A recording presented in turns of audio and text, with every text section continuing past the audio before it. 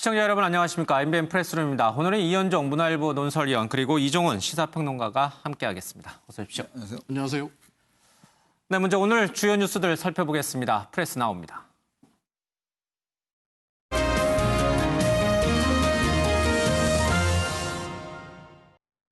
지금 이 시각 뉴스를 짚어보는 프레스나우 시작합니다. 첫 번째 나옵니다. 어제 하루 국내 코로나19 신규 확진자는 126명으로 집계됐습니다. 전날보다는 줄었지만 집단 감염이 이어지고 있고 감염 경로를 알 수 없는 환자도 늘고 있어 안심할 수 없는 상황입니다.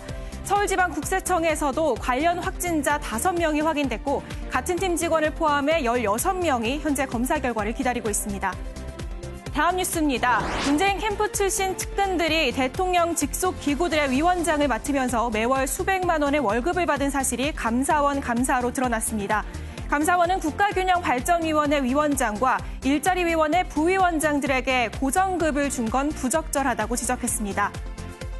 사회 뉴스도 살펴봅니다. 라면을 끓여 먹으려다 불이 나서 큰 화상을 입은 인천 초등학생 현재가 나흘째 의식을 회복하지 못하고 있습니다.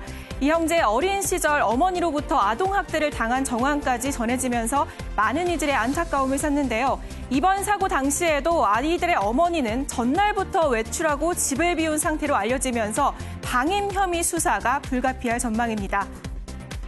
마지막 나옵니다. 도널드 트럼프 대통령으로부터 지난 1997년 성추행을 당했다는 주장이 나왔습니다. 전직 모델인 에이미 도리스는 영국 가디언과의 인터뷰에서 트럼프 대통령으로부터 성추행을 당했다고 주장했습니다.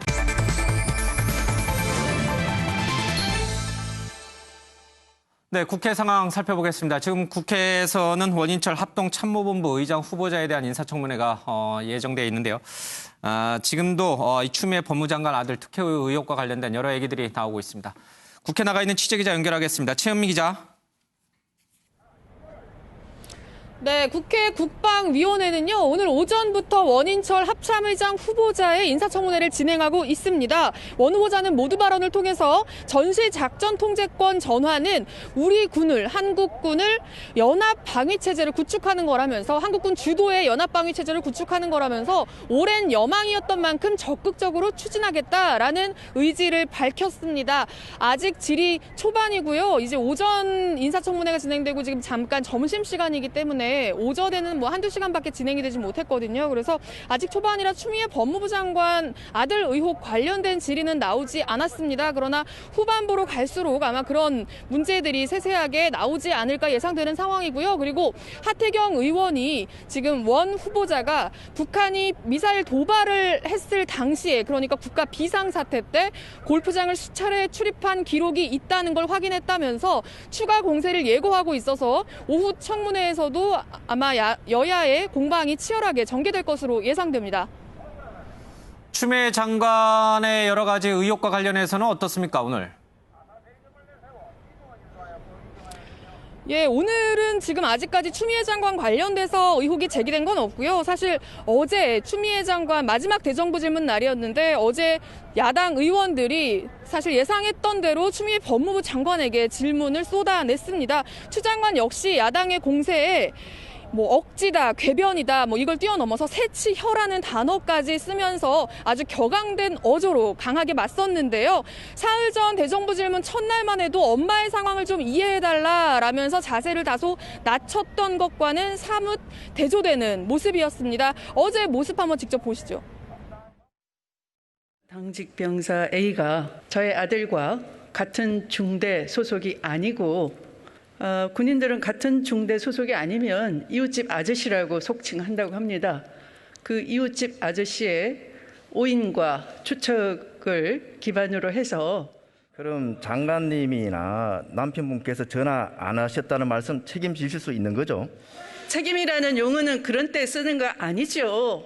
지금까지 몇 달 동안 부풀려온 억지와 궤변에 대해서 어떤 책임을 지시겠습니까? 저는 무한 인내로 참고 있는데요.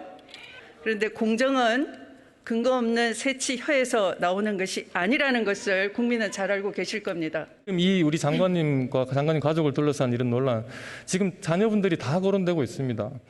초선 의원으로서 이 마지막 질문을 그렇게 장식하는 것이 과연 바람직한지.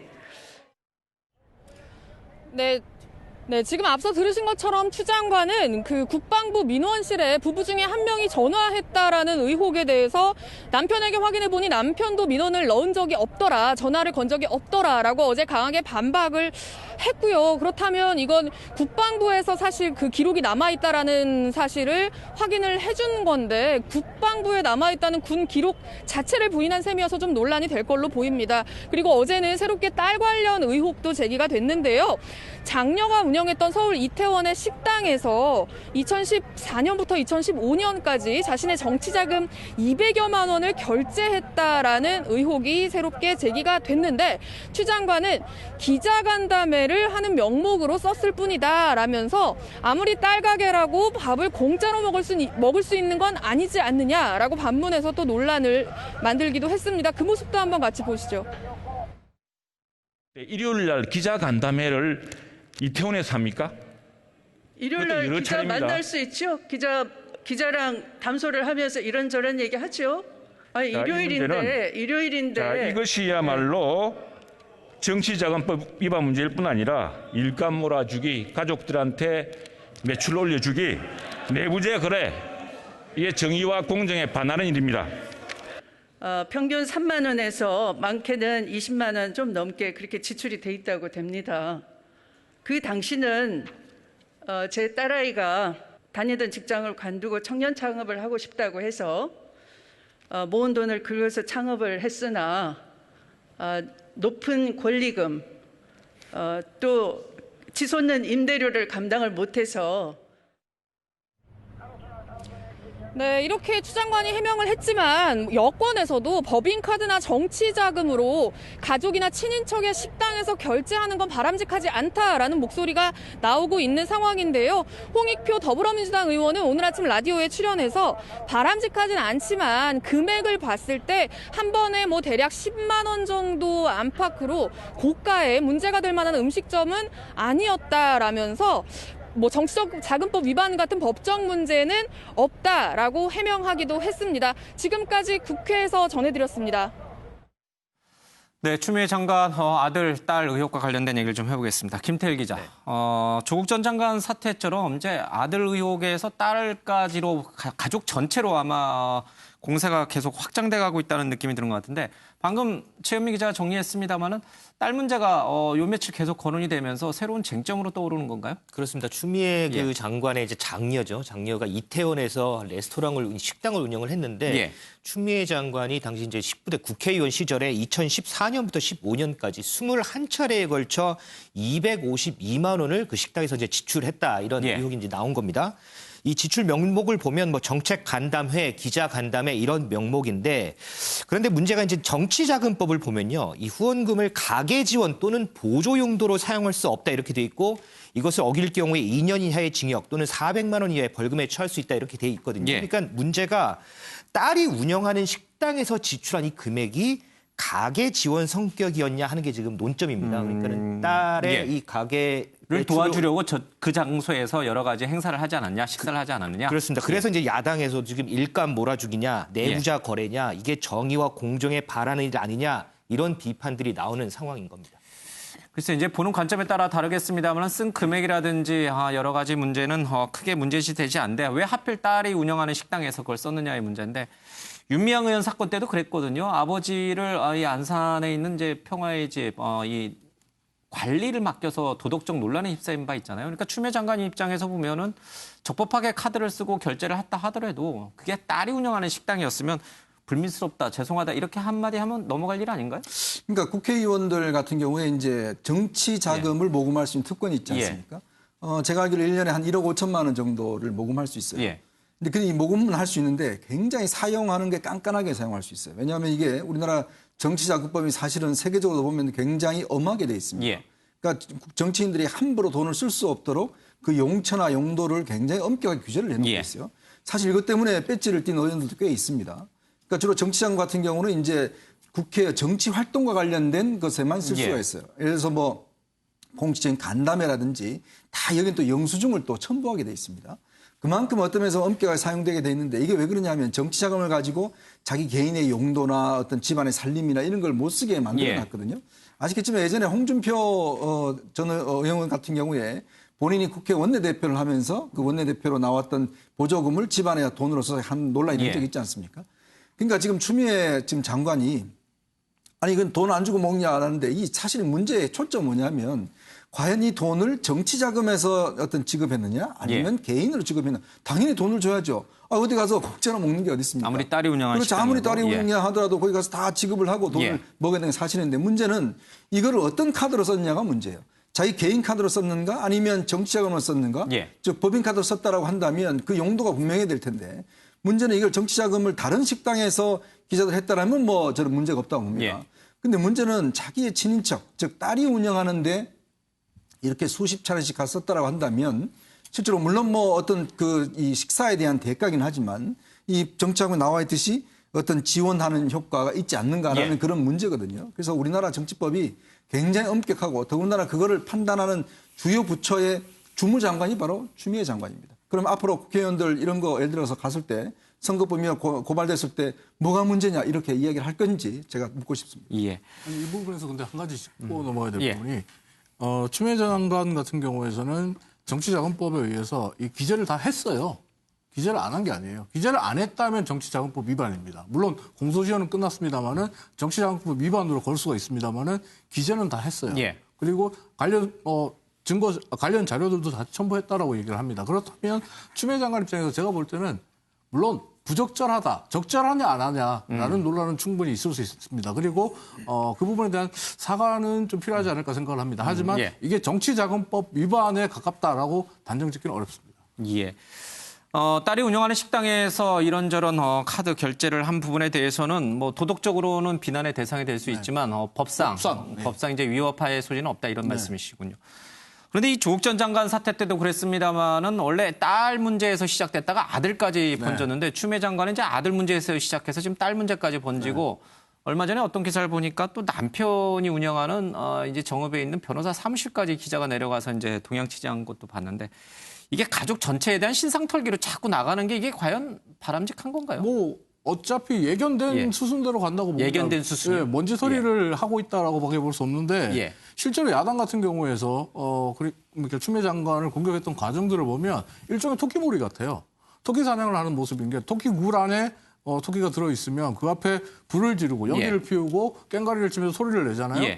근데 야당은 지금 세 단계로 지금 추미애 장관에 대한 이야기를 해왔어요. 처음에는 아들의 휴가 문제. 근데 이게 국방부에서 문제 없다라고 하니까 그 다음 단계로 넘어가는 게 민원, 청탁, 외압 이쪽으로 갔단 말이에요. 근데 이 문제도 역시 민원실에 전화했다. 그러니까 생각보다 화력이 뭐 좋지 않은 거죠. 그러니까 다음에 넘어가는 게 장관의 답변 태도가 그게 뭐냐. 국민 앞에서 잘했다는 거냐. 이런 식으로 지금 태도 문제로 넘어가고 있거든요. 태도 문제로 넘어갔다면 이제부터는 그냥 전방위적으로 추미애 장관 주변을 다 털어내는 먼지 소리식으로 가는 어떻게 보면 이것은 정치 공세라는 걸 야당이 스스로 지금 보여주고 있다. 근데 중요한 건요. 이걸 생각해 봐야 됩니다. 토끼몰이를 하는 것까지는 좋습니다. 하지만 불을 피우고 깽가리를 치면 보는 국민들은 눈이 따갑고 귀가 아픕니다. 이 부분에 대해서도 야당도 한번 생각을 해볼 필요가 있다. 이렇게 보겠습니다. 알겠습니다. 유호정 기자, 추미애 장관의 이 아들 문제와 관련해서는 이 대정부 질문 내내 이 쟁점이 됐는데 어느 정도 의혹들이 해소되고 해명이 됐나요? 아니면은 켜켜이 쌓여 있는 건가요? 네, 뭐 이 부분에 대해서도 지금 보시는 입장에 따라서 어느 쪽은 그래도 원칙대로 잘 신중하게 대응했다라는 입장도 지금 나오고 있는 반면에 한쪽은 계속해서 궤변이나 제대로 된 답변을 하지 않고 있다라는 주장을 하고 있는데요. 일단 추미애 장관이 지난 월요일에도 출석을 했는데 이번 목요일 그러니까 어제 조금 달라진 부분만 짚어보면은 일단 첫 번째 민원실의 두 부부 추 장관 본인이거나 혹은 남편이 전화를 했냐라는 부분에 본인은 하지 않았다. 그런데 남편이 했는지 안 했는지는 모르겠다. 왜냐하면 본인이 이거에 대해서 확인할 형편이 못 된다라고 얘기를 했는데 이거에 대한 지적들이 굉장히 많이 나왔었잖아요. 그런데 어제 확인을 해보니 남편도 민원실에 전화를 한 적이 없다는 것을 확인을 했다라고 이 부분에 대해서는 답변을 했고요. 뭐 그러면서 공방이 이뤄지긴 했지만 이건 이제 나중에 얘기해 보도록 하고 그리고 또 하나 이제 보좌관은 그러면 전화를 했느냐, 보좌관은 민원을 넣었느냐 이 부분에 대해서는 본인이 보좌관의 어떤 접촉을 하면 이건 분명히 또 수사 개입이다라는 의심이 나올 수 있다라고 얘기를 하면서 보좌관에게 일절 연락을 하지 않은 채 수사 결과만을 기다리겠다라면서 신중한 태도를 보였습니다. 그리고 마지막으로 당직 사병에 대해서도 어떤 입장을 밝히기도 했는데요. 조금 전에 최유미 기자 이 연결 중에서 이 얘기를 듣긴 했지만 이 당직 사병이 아들과 다른 부대 소속의 이 사병이었다라고 얘기를 하면서 이렇게 부대가 다를 때 다른 중대 소속일 경우에 군인들 사이에서는 이웃집 아저씨라고 속칭을 한다라고 얘기를 하면서 이 사태는 이웃집 아저씨의 오해로 비롯된 사태다라는 얘기를 하기도 했습니다. 일부 쟁점에 대해서는 아니라라고 부인을 했고요. 또 다른 일부 쟁점에 대해서는 약간의 동문서답식으로 피해가는 그런 모습을 보였다는 평가가 지배적인 것 같습니다. 앞서 잠깐 화면으로 들었습니다마는 야당의 이런저런 공세에 대해서 추미애 장관이 약간 훈계하는 쪽으로 초선 의원이 그런 식으로 마지막 질문을 해서 되겠느냐라는 얘기도 좀 하고 있고 본인이 참고 있다 이런 표현도 들어가는데 답변 태도도 여전히 좀 논란이 되는 모양이죠. 네, 그렇습니다. 사실 저도 이 지켜보면서 월요일에 비해서 좀 태도가 많이 달라졌다. 강경해진 것 같죠? 네, 얘기를 했는데 그러니까 본인도 이제 월요일에 답변을 했고 그 이후에 계속되는 정쟁에 대해서 어떤 입장을 좀 확실히 정하고 나오지 않았나 싶을 정도로 좀 확실한 입장을 내놨습니다. 지금 계속 나오던 이제 야당 의원들이 그럼 남편이 전화하지 않은 것에 대해서 책임을 질 수 있느냐라고 얘기를 하자 책임은 그럴 때 쓰는 게 아니다라고 강하게 이제 맞받아치기도 했고요. 그러면서 의원님의 억지와 궤변에 대해서 나중에 어떻게 책임을 질 것이냐 이런 얘기를 하기도 했습니다. 그러면서 본인은 지금 몇 달 동안 이런 억지와 궤변 때문에 무한 인내로 참고 있다라는 이런 날카로운 얘기를 하기도 했고요. 이렇게 공방을 주고받다 야당 의원이 그만 들어가시라라고 얘기를 합니다. 그런데 들어가지 않고 한마디를 덧붙이는데요. 공정은 근거 없는 새치허에서 나오지 않는다는 걸 국민들이 잘 알고 있을 것이다라는 얘기를 합니다. 이러자 이제 여야 의원들 사이에서 고성이 터져 나오고 야당 의원들이 이제 추미애 장관의 태도에 대해서 지적을 하고 여당 의원들은 여기에 이제 맞받아치면서 고성이 오가는 상황도 발생을 하기도 했는데요. 사실 계속 얘기를 하지만 월요일에 비해서 좀 강경한 입장, 날카로운 답변을 보이면서 어제 조금 이런 고성이 오가고 혼란스러운 상황이 벌어지는 장면들이 좀 여럿 있었습니다. 이럴 바에는 국회의원 출신을 장관 안 치는 게 별로 이렇게 썩 좋은 건 아닌 것 같아요. 왜냐하면 이제 본인이 선수가 높거나 아니면 뭐 대표까지 지냈으니 다른 낮은 의원들을 보고 훈계를 할 수가 있잖아요.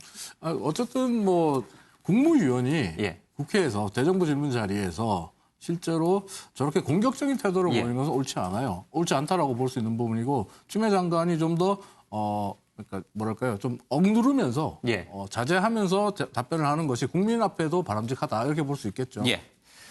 자, 그나저나 이 대정부 질문 내내 온통 추미애 장관과 관련된 의혹만 제기가 됐습니다. 우리 국회가 정상적으로 기능하는 것인지 회의적인 목소리가 높습니다. 정세균 총리의 얘기 들어보겠습니다. 이 추미애 장관 문제에 대해서는 지금 벌써 며칠째입니까? 그리고 대한민국 검찰에서 수사를 하고 있으니까 이제 대한민국 국회 그리고 국민의힘은 시민단체가 아니고 제1야당 아닙니까? 이제는 여기서 좀 벗어나서 오늘이 마지막 날입니다. 저는 국민들께서 절망하실 거라고 생각합니다. 제발 이제는 좀 국정을 논의했으면 좋겠습니다. 진심으로 말씀드립니다. 이현정 의원님, 사실 이 지금 재난지원금 문제, 코로나19 대책 그리고 남북관계 뭐 여러 가지 우리 사회 경제적으로 해야 될 얘기들이 굉장히 많은데 다 묻히고 추미애 장관 얘기만 하고 있는데 어떻게 보세요? 이제 그만하고 검찰 수사 기다린 다음에 이 문제는 이 문제대로 나오는 대로 검찰 수사 결과 나오는 대로 다시 논쟁을 해도 늦지 않지 않을까요? 아마 뭐 우리가 언론에서 이제 이게 추미애 장관 문제를 좀 집중적으로 보도를 하기 때문에 사실은 뭐 모든 게 다 추미애 장관 문제라고 오해할 수는 있지만 다른 문제도 일정 다뤄졌습니다. 그러니까 어떤 면에서 보면 이제 이 문제가 중요하게 다뤄졌다는 것이죠. 근데 그 이유는 그런 것 같습니다. 사실은 이 문제는 추미애 장관이 첫째 날 나와서 이 대답하는 태도와 내용을 보면 실제로 본인이 지금 본인의 말 자체를 계속 지금 어떤 면에서 보면 지금 어떤 면에서 다르게 꼬리 물기를 하고 있는 거거든요. 첫날 나와서 정확하게 이야기하면 될 텐데 보좌관 전화한 거 나는 모르겠다. 내가 물어볼 처지가 아니다. 그 이야기를 왜 못하죠? 자신의 보좌관이 아들 문제에 대해서 전화를 지금 3차례나 했다는 지금 이 이야기가 있었는데 그에 대해서 왜 본인이 확인을 못하죠?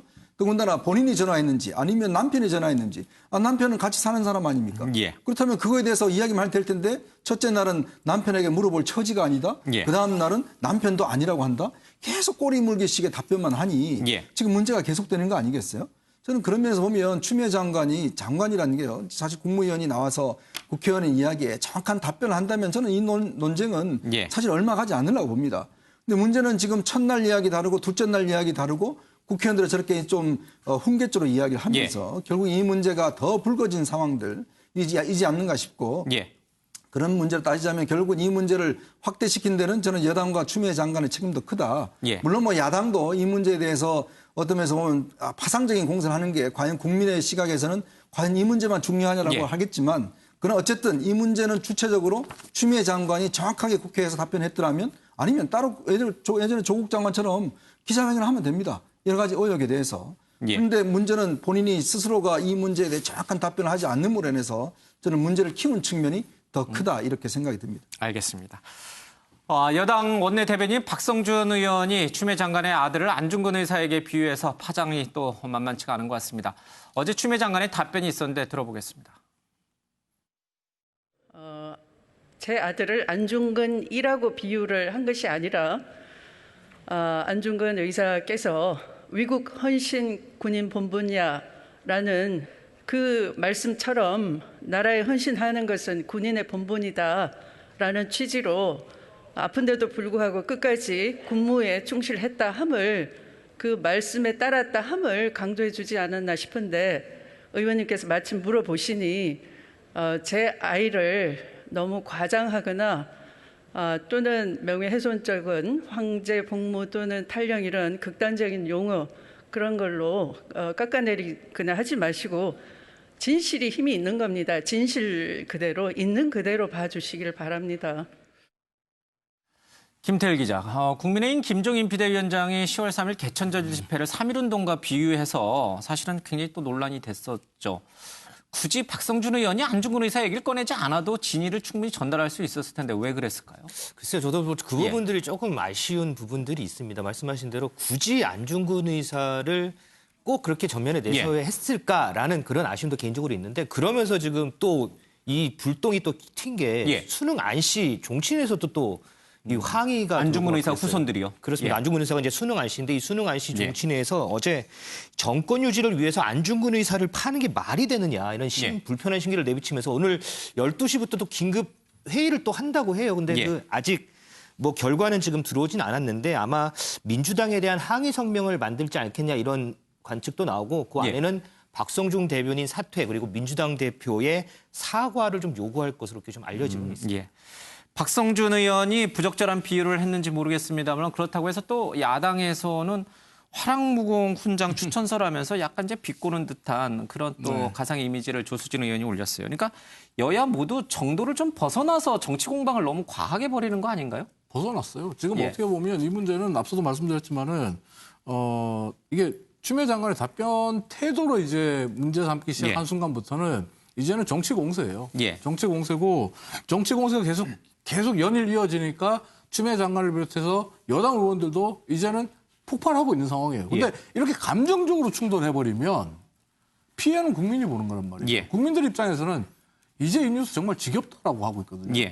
제가 볼 때 지금 국민의힘 입장에서는 추미애 장관을 계속 공격하면서 재미를 본다고 생각할지 모르겠지만 이제 국민들은 피로감을 호소하고 있고요. 역풍이 슬슬 불기 시작합니다. 재미도 못 보고 있다는 게 여론조사에서 나타나고 있어요. 국민의힘이 진정 국민을 위해서 뭘 해야 될지 생각해 주길 바랍니다.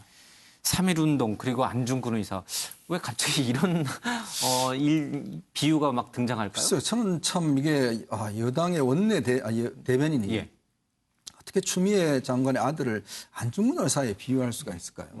정말 안중근 의사 같은 분은 정말 우리나라를 독립을 위해서 한 몸을 던졌고 또 그 어머니도 결국 아들이 구속돼 있을 때 결국 너는 거기서 죽어야 된다. 수의를 보냈지 않습니까? 조마리아 여사가.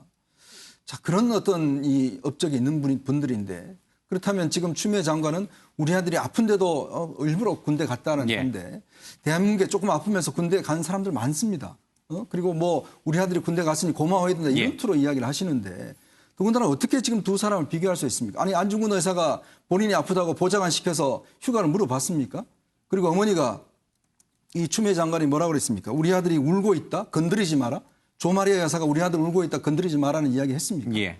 저는 정말 비유를 하더라도 정말 적절한 비유가 있는 것인데 어떻게 안중근 의사를 여기에다 끼워 넣어서 하는 여당의 예. 태도가 더하고 더군다나 추미애 장관이 또 이 국회에 나와서 또다시 안중근 의사를 이야기를 하는 게 정말 이 정치내에서 어떤 면에서 보면 이 불쾌하는 이유도 저는 충분히 있는 것 같습니다. 예. 뭐 추미애 장관이 직접 비유한 건 아니고 박성준 의원이 한 거지만 예, 여권에서 그런 움직임 자체가 안타깝다. 김태일 기자, 안철수 국민의당 대표도 안 씨인데 같은 안 씨예요? 같은 수능 안 씨는 맞습니다. 그래서 예. 어제 이제 그 최고위원회에서 이런 수능 안 씨 관련된 뭐 이런 얘기도 하기도 했는데 예. 그런데 지금 또 국민의당에서 지금 또 좀 논란이 되는 부분이 있어요. 각 당 보면 이 당 대표가 앉는 자리 그 뒤쪽에 백드롭이라 그래서 그 각 당이 좀 내세울 만한 이런 문구들을 써놓은 판들을 내걸거든요. 예, 배경 화면이죠, 뭐 일종의. 그런데 예. 어제 이제 국민의당에서 거기다가 현병장은 우리의 아들이다 이런 백드롭을 새로 예. 만들어서 설치를 했어요. 그리고 그 앞에서 최고위원 회의를 했는데 그때 예. 안철수 대표가 지금도 자기 자리에서 헌신하는 제2, 제3의 수많은 현병장들이 있다. 예. 그들에게 감사하고 잘 지켜주는 것은 우리 모두의 몫이다. 이러면서 이제 뭐 여러 가지 뭐 얘기들을 했어요. 그랬더니 정작 당사자인 이 현병장, 당시 사병이었죠. 현병장이 국민의당에다가 전화를 해서 나를 정쟁에 자꾸 이용하는 것 같다. 그 백드롭 좀 철수해달라. 예. 그래서 하루 만에 그 백드롭을 철수를 했습니다. 예. 그리고 또 하나 또 문제가 되는 게 이 백드롭 모양의 지금 화면 보시는지 모르겠는데 오른쪽에 병사의 실루엣이 있습니다. 소총을 든 병사의 실루엣. 그런데 저 소총이 또 북한이 사용하는 AK 소총을 닮았다라는 또 이런 또 의혹이 그러네요. 있어요. 총머리 보니까 예, 그런 비슷해 보이네요. 예. 그렇습니다. 그 국민의당에서는 이거를 해외 그래픽 사이트에서 구매를 해서 이제 사용을 했다고 하는데 예. 원본에는 저게 AK 소총과 좀 달랐다고 하는데 그런데 이제 보기에 따라서는 저게 북한군 소총하고 좀 닮아서 저 부분도 좀 예. 또 논란이 되고 있습니다. 알겠습니다. 저희 방송사도 뭐 그래픽이라든지 CG 처리할 때 가끔씩 이제 좀 사고를 내니까 이런 것까지 문제 삼을 건 아닌 것 같고. 알겠습니다. 유호정 기자, 정경두 국방장관이 오늘 퇴임식을 했어요. 소회를 밝혔는데 아무래도 명예롭게 퇴진했다고 봐야 하나요? 어떻게 봐야 됩니까? 좀 순탄치 않았다라는 예. 얘기들이 많은데요. 그동안 이제 국방부 사건들이 많았고 게다가 마지막까지 이제 국회를 뒤덮고 있는 이슈가 추미애 장관 아들 의혹인데 예. 이 아들 의혹이 아무래도 군 문제다 보니까 마지막까지 대정부 질문에서 질의를 쏟아받는 이런 모습을 많이 보였습니다. 사실 이 정경도 장관은 국회에서 그러니까 절차적인 문제는 없었다라고 예. 얘기를 하면서 추 장관 아들 의혹에 대한 입장을 밝혔는데요. 이에 대한 얘기도 했습니다. 뭐 누구를 옹호한 게 아니라 장관으로서 국민들께 있는 그대로를 설명했던 것이다라고 얘기를 하면서 늘 모든 것은 공정하고 올바르게 해야 한다는 신념으로 살아왔다라고 얘기를 했습니다. 예. 사실 이렇게 마지막까지 추미애 장관의 아들 의혹에 이렇게 뒤덮여서 퇴임을 하긴 했지만 그동안 군대 내에서는 이런 강한 군대 조직 내에서도 좀 위계 권위의식이 없는 선배라고 이제 예. 알려져 왔는데요. 게다가 뭐 이런 군의 인권 개선이나 뭐 이런 생활 개선하는 문제에 남다른 관심을 보여왔습니다. 뭐 대표적으로 이렇게 그러니까 군 일과 후에. 일과 후에 핸드폰을 사용하는 것 예. 이런 것들도 뭐 평가는 여러 가지 이제 과도기다라는 평가가 나오긴 하지만 이런 것도 지금 대표적인 사례고요. 이 퇴임 후에는 한국국방연구원 자문위원으로 예. 이 활동을 할 예정이라고 합니다. 무난하게 국방장관직을 잘 수행했고 또 언론과의 소통도 잘했다는 긍정적 평가가 많이 나오는 것 같습니다.